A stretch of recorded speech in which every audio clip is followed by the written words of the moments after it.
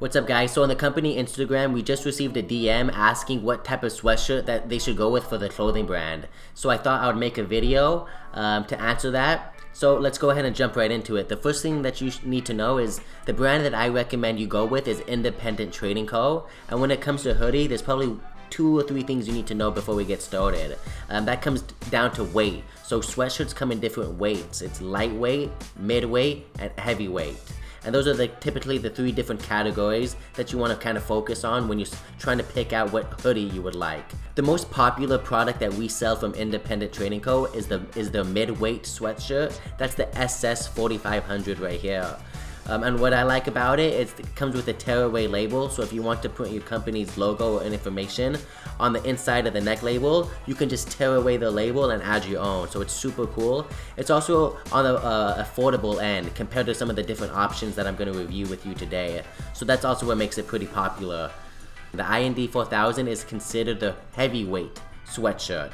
So in my opinion, when you touch this product, it feels like it's a lot higher in quality, and somebody like a customer who's buying it from your website, you're probably not going to get a lot of complaints, if any at all, because the quality of this particular product just matches the expectation of what you would want for your brand. So when somebody says what product should I go with or what hoodie should I go with, I just jump right into the IND 4000 because I know it's a safe bet, but it is a little bit more expensive than the SS 4500.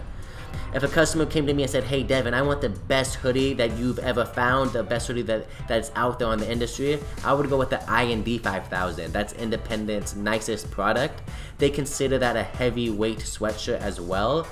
And just the way they made it, the way they constructed the product, it's even nicer than the IND 4000, but the price point reflects that. So if you're looking for the best, I would go for that. Some other notable things that I would like to point out is there's a type of wash or type of color called a garment wash or a pigment wash dye, and that's where the sweatshirt looks like it's been washed maybe 20 times.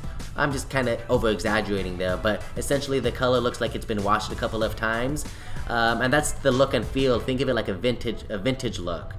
So if you're looking to go with like a vintage look for your brand, I would recommend this PRM 4500. That's the pigment dyed hooded pullover or the pigment dyed crew neck.